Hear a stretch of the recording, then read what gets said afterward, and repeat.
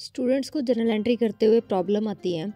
सबसे पहली प्रॉब्लम तो यही आती है कि ट्रांजैक्शन पढ़ के समझ ही नहीं आता कि इसमें लिखा क्या हुआ है, कि इसका मीनिंग क्या बन रहा है।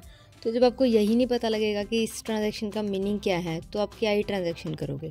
सेकंड प्रॉब्लम आती है स्टूडेंट्स को, अगर मान लो थोड़ी बहुत आपकी इंग्लिश अच्छी है और आपको एंट्री समझ आ गई, तो सेकंड प्रॉब्लम ये आती है कि इनमें से डेबिट क्या होगा और क्रेडिट क्या होगा। तो अगर आप भी इन्हीं सभी समस्याओं से पीड़ित हो, आई गारंटेड कि इस वीडियो को देखने के बाद जर्नल एंट्रीज आपके लिए खेल बन जाएंगी एंड आप बहुत इजीली कर पाओगे जर्नल एंट्रीज को।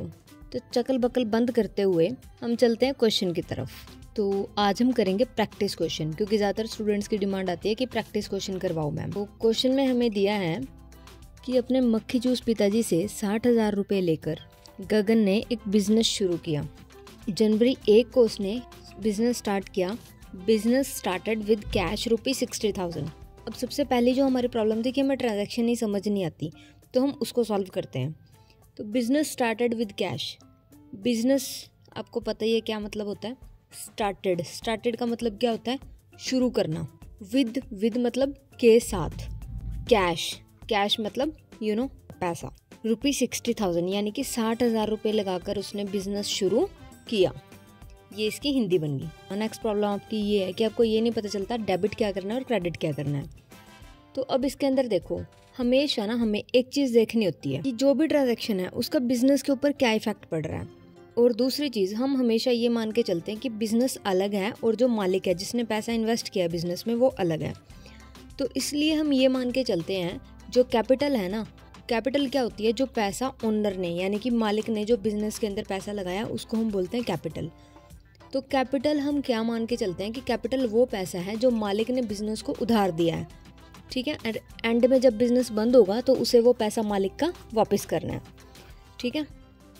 तो इसलिए इसका बिजनेस के ऊपर क्या इफेक्ट पड़ा, स्टार्टेड बिजनेस विद कैश, कि बिजनेस के अंदर पैसा आया, ठीक है। और दूसरा इफेक्ट क्या पड़ा कि बिजनेस ने ओनर का पैसा वापस करना है। तो यानी कि दो इफेक्ट पड़े। पहला इफेक्ट पैसा आया और दूसरा इफेक्ट लायबिलिटी बढ़ी। लायबिलिटी मतलब होता है हमने जब किसी का पैसा देना है, देनदारी जिसको हम बोलते हैं, ठीक है। तो जब भी कोई चीज़ आती है उसको हम क्या करते हैं, हमेशा डेबिट व्हाट कम्स इन। तो क्या आया है यहाँ पे, हमारे पास कैश आया है, तो कैश क्या हो गया, डेबिट। तो कैश अकाउंट डेबिट। अब जो भी चीज़ लायबिलिटी बढ़ गई आपको किसी का पैसा देना है, लायबिलिटी बढ़ रही है, तो जब भी लायबिलिटी बढ़े उसको हमेशा क्या करेंगे, क्रेडिट। तो cash account to capital account, ये बन गई हमारी एंट्री। 60,000।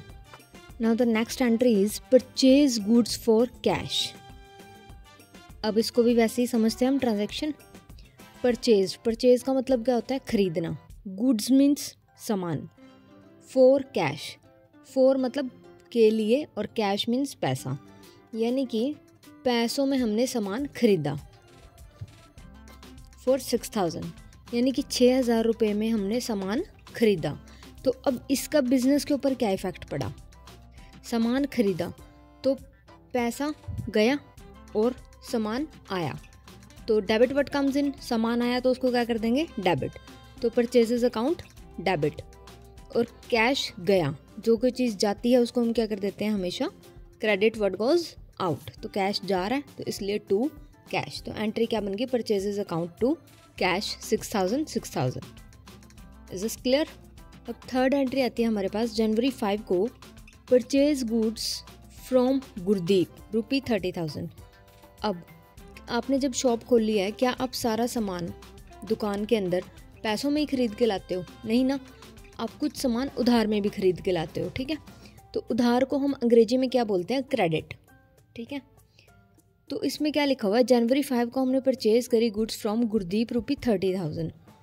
तो अब इसको जैसे कि हम एक्सप्लेन करेंगे, परचेज मीन्स खरीदना, गुड्स मतलब सामान, यानी कि सामान खरीदा। फ्रॉम गुरदीप, फ्रॉम मतलब से, गुरदीप लड़के का नाम है, गुरदीप से हमने 30,000 का सामान खरीदा। तो अब इसका बिजनेस पे इफेक्ट क्या पड़ा, बिजनेस के अंदर सामान आया लेकिन कैश तो नहीं गया ना, बट लायबिलिटी तो बढ़ गई, हमने गुरदीप का पैसा देना है। तो इसलिए एंट्री क्या बन गई, डेबिट व्हाट कम्स इन ना, तो परचेज अकाउंट डेबिट हो गया क्योंकि सामान आया। और क्योंकि लायबिलिटी बढ़ी है तो लायबिलिटी को क्या कर देंगे, क्रेडिट। तो टू गुरदीप, यानी कि हमने गुरदीप का पैसा देना है 30,000। Now the next entry is जनवरी 8 को purchased goods from Govind on cash ₹10,000, यानी परचेज मीन्स खरीदा, गुड्स मतलब सामान, फ्रॉम मीन्स से, सामान खरीदा किससे, गोविंद से। ऑन कैश पैसों में सामान खरीदा गोविंद से, कितने का, 10,000 का। तो अब इसका बिजनेस पे इफेक्ट क्या पड़ा।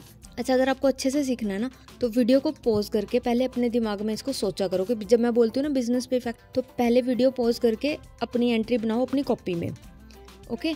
और फिर जो मैं एंट्री बताती हूँ फिर उससे मैच करो कि एंट्री सही हुई या नहीं। अगर सही होती है तो भी मुझे कमेंट करके बताओ, और जो मिस्टेक है वो भी कमेंट करके बताओ, क्योंकि जो मिस्टेक सबसे होंगी फिर मैं उसका भी आपको सोल्यूशन कमेंट सेक्शन में ही दे दूँगी कि अगर ये मिस्टेक आपको हुई है तो क्यों हुई। एंड अगर आपने एंट्री बिल्कुल सही करी है तो वेल एंड गुड है। तो इसका बिजनेस पे क्या इफेक्ट पड़ रहा है कि बिजनेस में सामान आया है और पैसा गया है, चाहे हमने गोविंद से खरीदा चाहे किसी से भी खरीदा, उस चीज़ से सिर्फ तब फर्क पड़ता है अगर हम उधार में खरीद रहे हैं। लेकिन यहाँ तो कैश गया ना, तो सामान आया और कैश गया, तो सामान आया तो परचेज अकाउंट डेबिट और कैश गया तो टू कैश अकाउंट, तो purchase account to cash account 10,000। Now the next entry is जनवरी 10 को उसने क्या किया, sold goods for cash ₹5,000। Sold का मतलब क्या होता है, बेचना, ठीक है।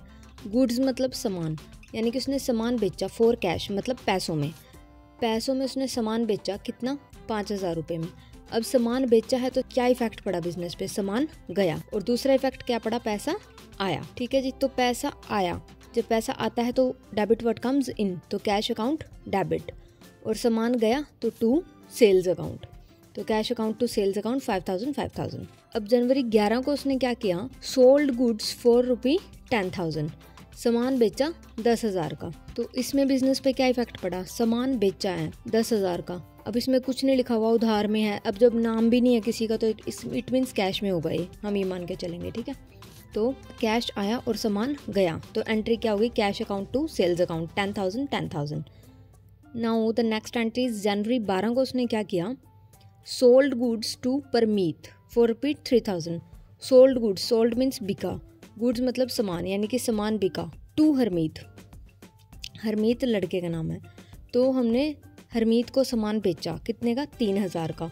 तो इसमें बिजनेस पे क्या इफेक्ट पड़ा, सामान गया और हरमीत से हमने पैसा लेना है, क्योंकि ये नाम दिया हुआ है और इसमें ये मेंशन नहीं है कि ये कैश में गई है एंट्री, तो इट मीन्स ये हमने उधार में दिया है सामान।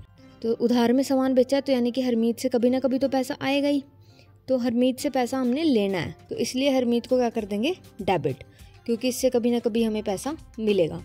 तो हरमीत अकाउंट डेबिट, और सामान गया तो टू सेल्स 3,000। नाउ जनवरी 14 को sold goods on cash to Ravi. Sold goods मतलब सामान बेचा, ऑन कैश मतलब पैसों में, टू रवि को हमने पैसों में सामान बेचा। अब इसमें रवि की कोई वैल्यू नहीं है क्योंकि हमने पैसों में ही बेचा है सामान। तो इफेक्ट क्या पड़ा, पैसा आया और सामान गया, तो एंट्री क्या हो जाएगी, पैसा आ रहा है तो इसलिए कैश अकाउंट डेबिट, सामान जा रहा है टू सेल्स अकाउंट, तो cash account debit to sales account 4,000। जनवरी 15 को परचेज गुड्स फॉर ₹9,000, यानी कि सामान परचेज गुड्स, परचेज मीन्स खरीदा और गुड मीन्स सामान, तो सामान खरीदा फॉर ₹9,000, 9,000 रुपये का हमने सामान खरीदा। तो इसमें इफेक्ट क्या पड़ा, सामान आया और पैसा गया, तो कैश, तो purchase account debit to cash account 9,000। Next entries January 16 को purchase goods from Jayaprakash ₹4,000 on credit, यानी कि जयप्रकाश से हमने 4,000 का सामान खरीदा ऑन क्रेडिट। ऑन क्रेडिट मतलब उधार में, ठीक है, क्रेडिट मीन्स उधार, तो उधार में हमने जयप्रकाश से 4,000 का सामान खरीदा है। तो इसका बिजनेस पे क्या इफेक्ट पड़ा कि सामान आया और हमने जयप्रकाश के पैसे देने हैं, तो एंट्री क्या बन जाएगी, परचेजेस अकाउंट, क्योंकि सामान आया डेबिट वर्ड कम्स इन, और टू जयप्रकाश, क्योंकि जयप्रकाश क्या है, हमारी लायबिलिटी है, तो purchases account debit to Jayprakash account 4,000। जनवरी 18 को purchase goods ₹4,000 from Romika. Romika से हमने सामान खरीदा है, तो अब इसके अंदर ये नहीं लिखा हुआ कि हमने कैश में ख़रीदा है, तो इट मीन्स हमने उधार में ही ख़रीदा होएगा। तो सेम एंट्री हो जाएगी purchases account to Romika account 4000। सो अब अगर आपको समझ आया हो तो कमेंट सेक्शन में ज़रूर लिखिए all doubts are clear now. And मुझे बताइए कि नेक्स्ट प्रैक्टिस क्वेश्चन आपको किस टॉपिक पे चाहिए।